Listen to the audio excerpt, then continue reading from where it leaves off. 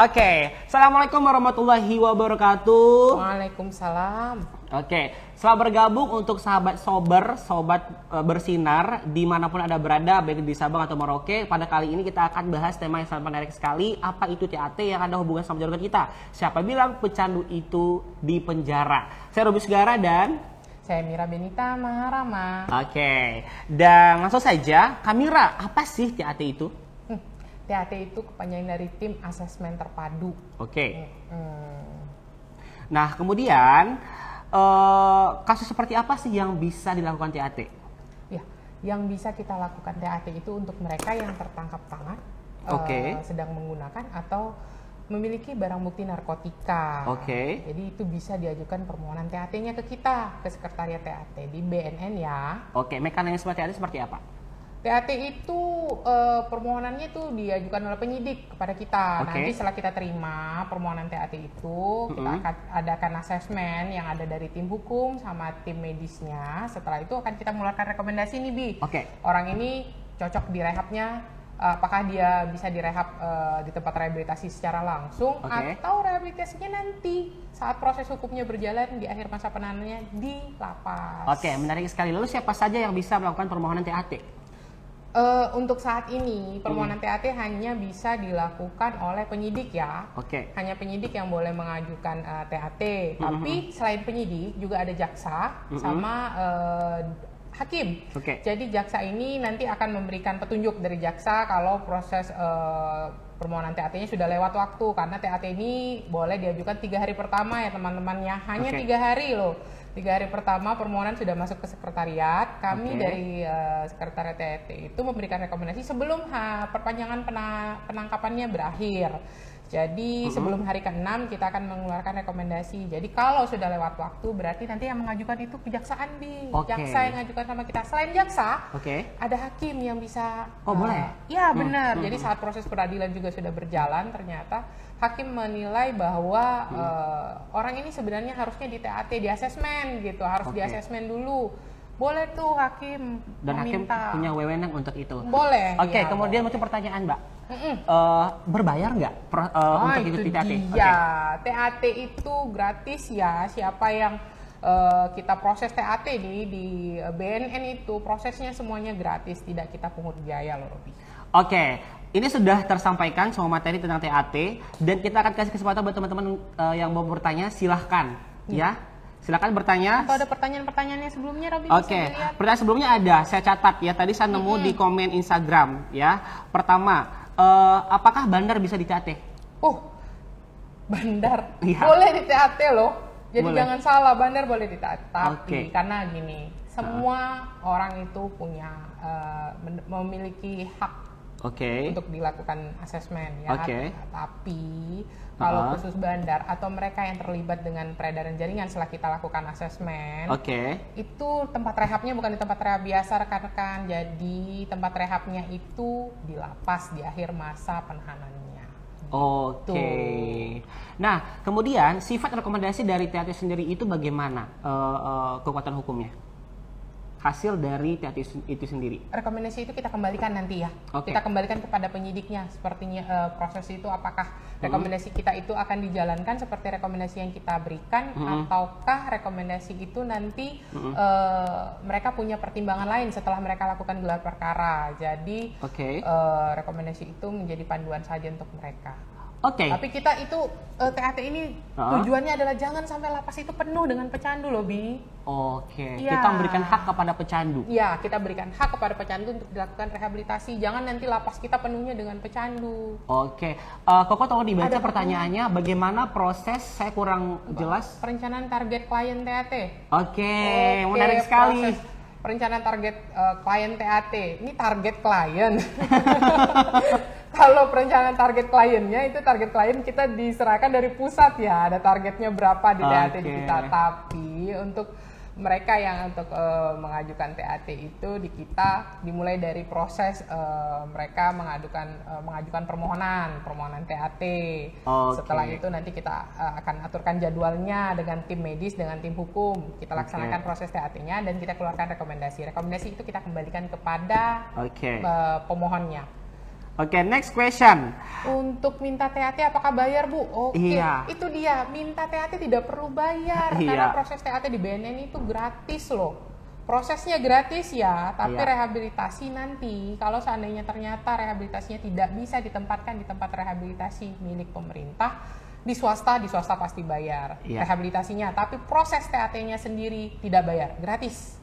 Oke, proses pelayanan TAT sendiri gratis. Benar, ya, prosesnya gratis. Jadi warning untuk oknum yang ada pungli di luar sana. Oke, selanjutnya ada pertanyaan keluarga boleh minta BNN ke BNN Bu untuk TAT. Mohon maaf, untuk sekarang keluarga belum bisa langsung keluarga yang langsung ke BNN ya. Jadi kalau ternyata keluarga kita nih tertangkap tangan, itu dalam masa 3 hari, secepatnya sebelum 3 hari itu habis, segera berkoordinasi dengan penyidik. Jadi penyidiknya yang akan mengajukan permohonan TAT ke kita. Oke. Jadi tidak bisa ya langsung keluarga yang ke BNN, tapi lewat penyidiknya. Oke, sudah jelas ya Ibu Indah Cantik. Selanjutnya dari Pak Andi, permohonannya langsung ke BNN atau bagaimana prosedurnya? Iya, permohonan TAT itu langsung ke BNN, tapi penyidik langsung ke BNN. Ke BNN terdekat ya, karena sekretariat TAT itu adanya di BNN dan BNNK jajaran. Jadi tidak bisa langsung keluarga, harus lewat penyidik atau dari kejaksaan pun nanti penyidik yang mengirimkan kita berdasarkan petunjuk jaksa. Terima kasih. Ini apa lagi nih? Selanjutnya, Bu, apa harus ketangkap dulu baru bisa TAT atau bagaimana? Iya, kalau khusus TAT ya, TAT itu memang untuk mereka yang sudah ada kasusnya, jadi harus ketangkep dulu memang. Ketangkepnya itu karena ada barang bukti, tidak ada barang bukti, urin positif, urinnya negatif, tapi kalau urin negatif harus ada barang bukti. Ya, jangan ujuk-ujuknya siapa pecandu TAT di kalau TTM kita pecandu melapor langsung rehabilitasi, tidak perlu TAT. Jadi proses TAT ini khusus untuk mereka yang tertangkap tangan dan berkasus di kepolisian, jadi sudah ada berkasnya yang timbul ya. Iya, sangat beda sekali sama klien voluntary ya. Iya, ini dari Riza. Setelah hasil TAT keluar itu apa saja tindakannya, Bu? Oke, setelah TAT keluar, jadi nanti kita mengeluarkan rekomendasi.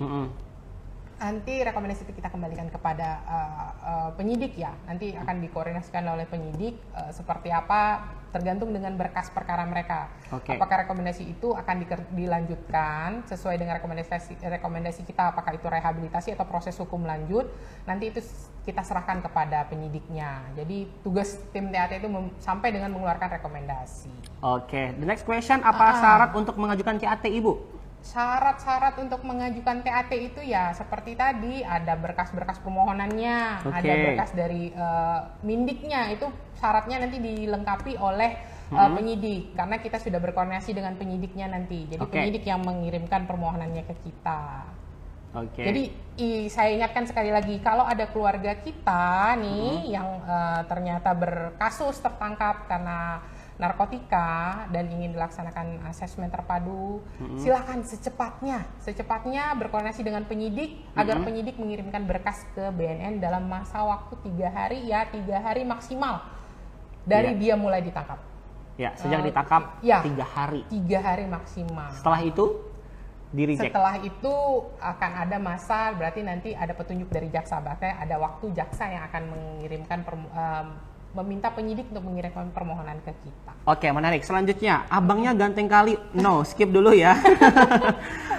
Kalau di kota yang nggak ada BNN-nya bagaimana, Bu? Nah, menarik sekali. Benar. Kalau di kota yang nggak ada BNN-nya, kayak kita nih di Provinsi Riau, itu BNN kita tuh baru cuma 4 ya.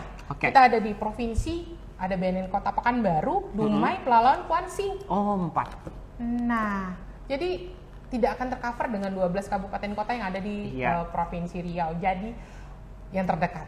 Silakan ya. Silakan datang yang terdekat. Terdekat dengan wilayahnya, tapi boleh juga BNN Provinsi Riau menerima permohonan dari seluruh Provinsi Riau. Oke. The next question, Ibu Mira, bisa nggak kalau rehab dijemput oleh pihak BNN? Rehabnya dijemput sama pihak BNN. Kenapa? Iya. Kenapa dulu? Coba di komen ya. The next question. Hasil TAT yang kenapa sampai dijemput? Oke, selanjutnya. Suruh datang sendiri deh, volunteer. Karena kalau dijemput itu kan berarti kan ada upaya paksa ya. Jangan sampai ada upaya paksa. Jadi kita itu rehabilitasi itu yang lebih dari hati dong, kitanya yang pingin pulih, jadi jangan sampai ditangkap dulu baru mau direhab. Setuju ya.